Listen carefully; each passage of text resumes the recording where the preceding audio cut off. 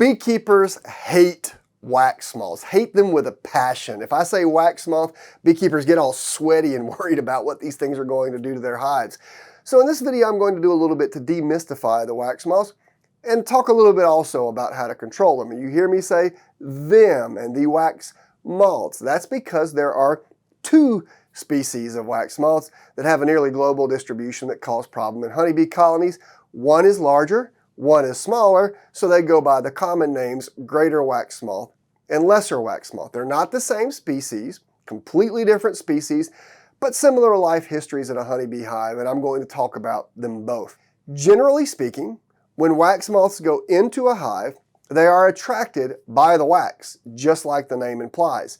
And the females will lay eggs around the nest. The caterpillars that will emerge from those eggs then will go and eat wax. And they're not really just eating wax, they're eating the stuff associated with beeswax.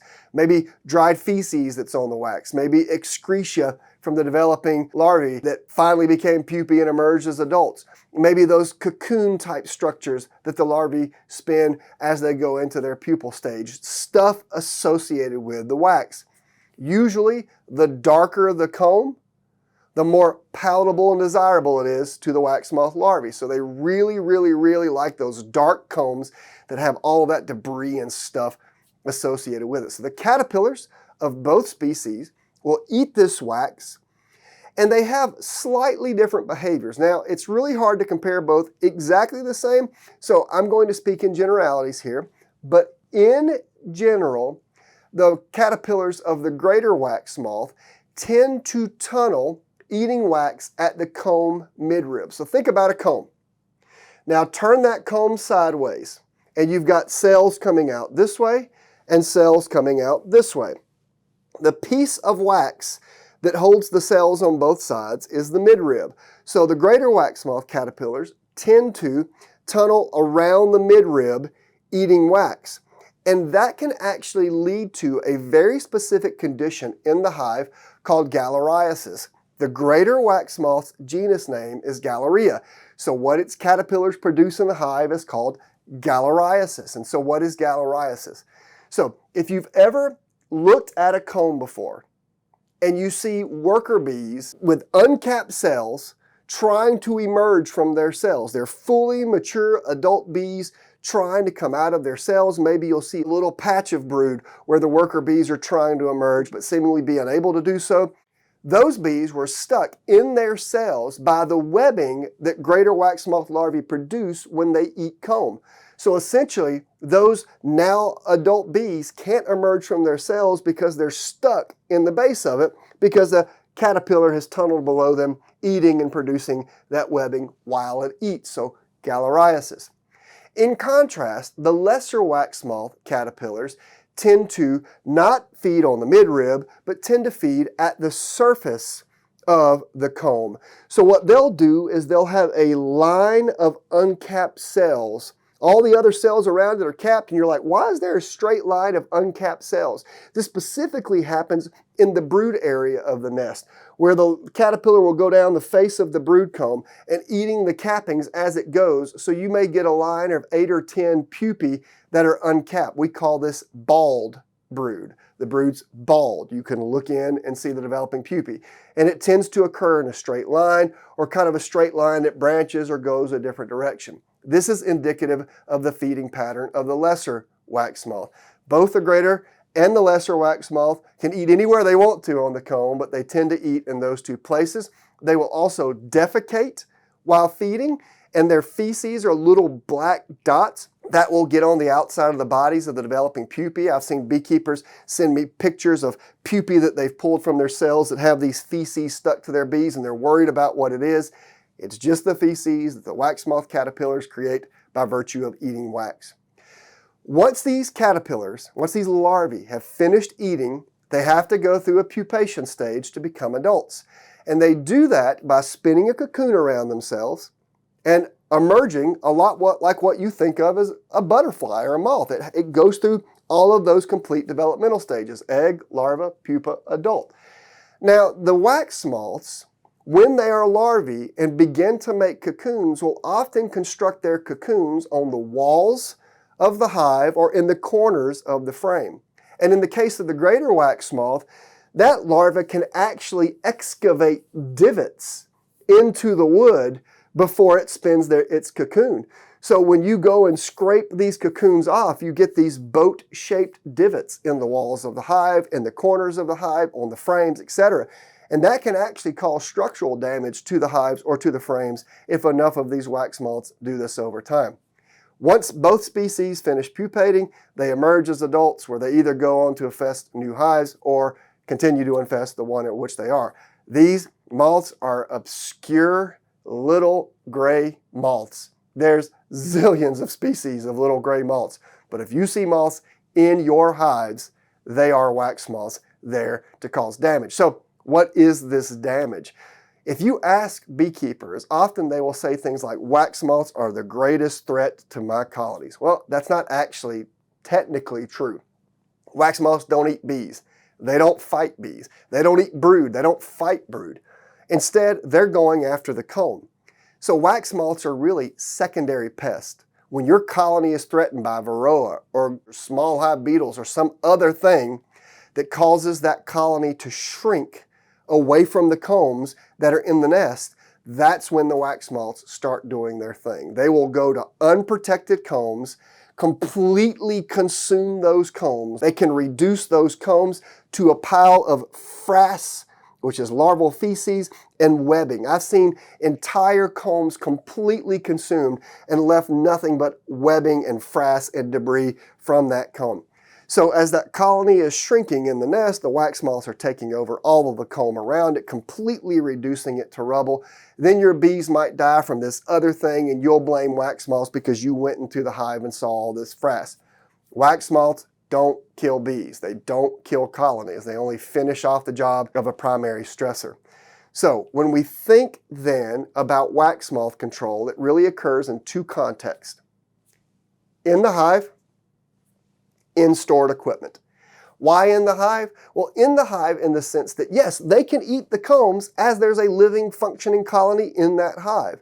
So the best defense against wax moths in a living colony, in a hive, is having a strong colony, controlling the other diseases and pests that you control. Make sure the bees are everywhere in the nest. If for some reason the colony is shrinking and it leaves an empty box on top, consider removing that box so wax moths don't move in and destroy it. So keep strong colonies, condense them to the combs that they can take care of. Don't give them any more combs than they are otherwise unable to patrol because you're inviting a wax moth problem. Now let's pivot to the stored equipment. This is really where wax moths are the worst problem for beekeepers. They like to move into stored equipment. Think about us. We make honey with 100 supers, we extract that honey, the bees clean out those supers, and now we have these supers that we're not going to use again until next spring, next year's honey flow. We put those in a store shed, we come back next spring, and they're completely decimated, just piles of dust, and all of that's due to the feeding habits of the wax moth larvae. So protecting that comb is important. Bees forfeited honey to make the wax necessary to build that comb. So keeping that comb is great because it saves you honey next year. How can you protect stored comb? Well, there's really four major ways to do that. The first way is the way that we like to do it most here at the University of Florida. We like to just freeze it. Freezing kills moth eggs, larvae, it kills the pupae, it kills the adults. We freeze our combs. Now I realize that's a luxury. We have a large walk-in freezer, we can store all of our combs in there. But a lot of beekeepers will have a small chest freezer to freeze just a few supers that they need to keep protected over winter. That's a really good option. It's a great way to eliminate the chance that wax moths are going to be a problem in those combs. But it's not practical for everybody, and certainly not practical often for commercial beekeepers, which leads me to the second option, and that would be chemical control. Historically, there have been products available to control wax moth with an active ingredient called paradichlorobenzene. Again, I don't name trade names in these videos. Instead, I just mention active ingredients. So paradichlorobenzene or PDB crystals. If you find wax moth controls that have that chemical in it and they're labeled for use in stored beekeeping equipment, then you can use it according to the label. I have to mention that compound because a lot of people think, oh, wax moths, we can just control them with mothballs, which are made to put in people's closets to protect their combs from moths. You can't store them and protect them with mothballs because mothballs have a different active ingredient called naphthalene that can get in the combs and be toxic to bees. So how do you know what chemicals are available for use against wax moths?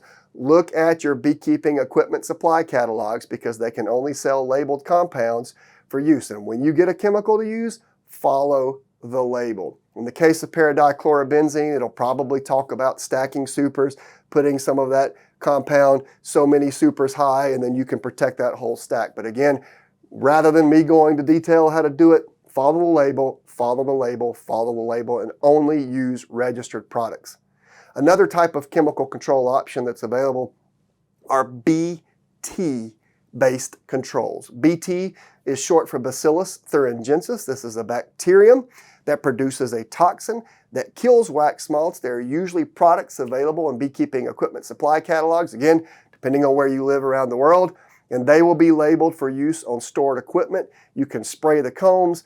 The wax moths eat this stuff and it kills them before they ever get large at all. So again, these things will be in your equipment supply catalogs. You can ask your local state apiary expert or regional apiary expert or inspector or scientist what's legal and labeled to use in the area where you live. So chemical control options. So freezing and chemical controls. The third option is storing equipment in an area that has a lot of light and a lot of airflow. Wax moths do not like light and airflow. So as a result, a lot of beekeepers will store their unused supers that they plan to use next honey season under an open air shed. Maybe it doesn't have walls, but it does have a roof. So maybe a pole barn or something like that. And what these beekeepers will do is they will crisscross their supers in a stack. And the reason they crisscross them is that allows light and airflow into the supers, and it minimizes the number of wax moths that will move in and lay eggs. If you flush stack your supers, you're providing a fantastic place for wax moths to go completely unprotected and reproduce. So you would crisscross your supers instead. One word of warning if you elect to use this strategy. Wax moths love black comb that has had brood reared in it. Crisscrossing black comb will not be enough to protect it. This only works well if you've got essentially brand new comb that's only been used for the purpose of producing honey. Once brood is put into it and it starts to darken and have all of these other things associated with it, wax moths will take the gamble and reproduce in it regardless of the light and air that goes through it. Which leads me to my fourth option. If you're a hobbyist beekeeper especially, this could work for you, which is the option of storing empty combs on strong colonies. So for example, your colony's standard configuration may be a deep with an excluder and a medium super. That medium super is full of honey for the food for the bees. If you've got an extra super that you don't have a place to freeze it or don't want to use chemicals, you can put that super on top of that colony, and as long as it can patrol that super, it can keep the wax moths at bay. So again, when you think about control and stored equipment, freezing, labeled chemicals, crisscross stacking them in a place that gets lots of light and air, and finally storing them on strong colonies. Wax moths are going to destroy combs in your hives.